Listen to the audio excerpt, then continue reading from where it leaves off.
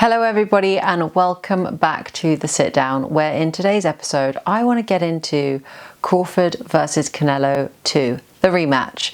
So for the initial fight, which took place in September of this year, which was a fight for the ages, you know, the mega fight that we'd all been asking for, all been waiting for, where we saw Terence Crawford go up to 168 pounds to challenge Canelo for his titles. And it was quite a feat. He'd never fought up at 168 before, so a lot of people were concerned about what that may look like and how that may manifest, you know, the difference in the weight. But we actually saw Bud in all his glory defeat Canelo, becoming the first male boxer to win undisputed titles in 3 weight divisions, right? The stuff of legend. It was an insane night. A lot of people had it going the other way, had Canelo as the favourite. But Crawford does what Crawford does best, which is, you know, nullify his opponent's strengths and mitigate from those things. So you saw Crawford in that fight, you know, really use his technical prowess, keep that distance, keep the shape, and kind of work off of those counters, you know, outlanding Canelo by a long mile, and also not allowing Canelo's power punches, which is, you know, kind of what makes him so dangerous, not letting those land to huge effect. You know, as I mentioned, it was the first time that Crawford was fighting up at 168, so it really could have gone either way, but ultimately the result was that Crawford became a 3 weight division undisputed champion. And now we're hearing that Canelo is pursuing a rematch, which is interesting because there was no clause in the initial contract, and it seems as though Canelo's priority for 2026 is the rematch. It's a really interesting one because historically Canelo is unbeaten in rematches. So if we look back, he beat Vazquez on points in 2008 as well as 2006, and also bettered his 2017 draw against Gennady Golovkin in both the rematches. However, you know, if you cast your mind back to that time, the second Triple G outcome was controversial, and by the time they fought the third time, I believe Gennady Golovkin was 40 years old. So yeah, a lot of people had a lot of things to say about it, but either way, on record, historically, Canelo has always come out prosperous in his rematches. So I'm sure he certainly wants to right this wrong. Eddie Reynoso was saying that they're actually going to rest during the Cinco de Mayo, where you would normally see Canelo fight, and actually they're targeting this rematch for September of 2026. And there's been a lot of chit chat about why this has been the strategy. Why is it that they're going for that date?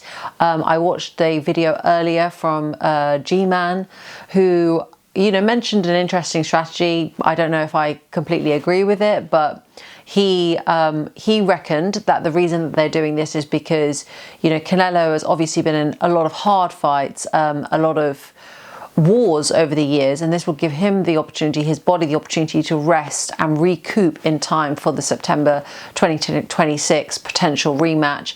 And in the process, it gives Crawford additional time to age, because, you know, he's up in the late 30s, and although he's really preserved, that little extra time could actually work in Canelo's favor.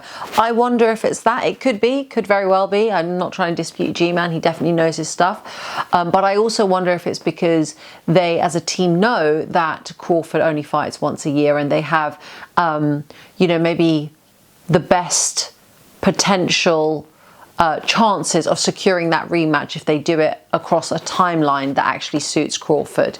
Either way, I for one would love to see the rematch. I really enjoyed the first fight, and I would love to see it again.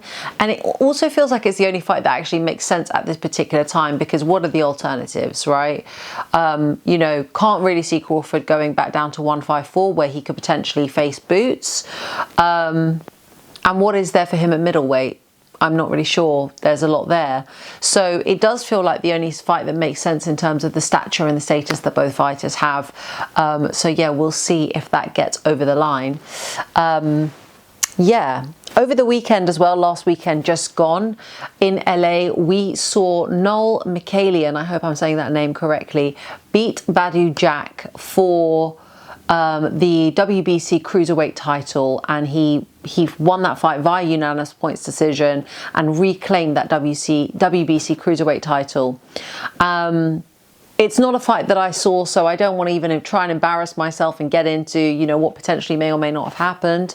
All we know now, well, me personally, all I know now is Noel Mikhailian is the WBC cruiserweight title holder, and immediately after the fight, we see Jai Opetaia, who holds the Ring and IBF cruiserweight titles, calling for a unification fight, which, fair play.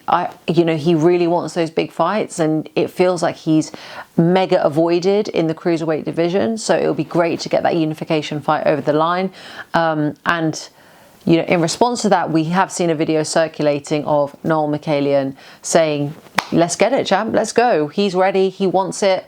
So that, in my opinion, is the only step that really makes, well, not the only, but it's a great step that makes sense for Jai Opetaia. And it does make me think that if he is successful in that fight, will he finally get afforded the opportunities that he deserves? You know, we loosely know that his plans in the cruiserweight division is to become undisputed before moving up to heavyweight. So that would be, yeah, an absolute joy to see, actually. You know, I for one love Jai Opetaia. I think he's, you know, the best that's out there in the cruiserweight division. So would love to see him get the opportunities. This weekend coming, we actually have 3 fight cards. So it's a stacked weekend of boxing. We've got Akoli versus Tete in Nigeria. We've got Craig Richards versus Dan Aziz in Ghana. And we also have Jake Paul versus Anthony Joshua in Miami. And, you know, as shocking as it is for me to say this out loud, it does very much feel like Jake Paul versus Anthony Joshua is the biggest of those 3. I'll be doing separate videos about the fights that are coming up this weekend. But before then, just a little word of thanks. Thanks for listening. Thank you for tuning in. Thanks for sticking with us. And do let me know in the comments what you make of the Crawford v Canelo 2. And if you'd like to see Jai Opetaia unify and then become undisputed in due course. In the meantime, guys, don't forget to hit like, don't forget to comment, and don't forget to subscribe. And we'll catch you on the next episode.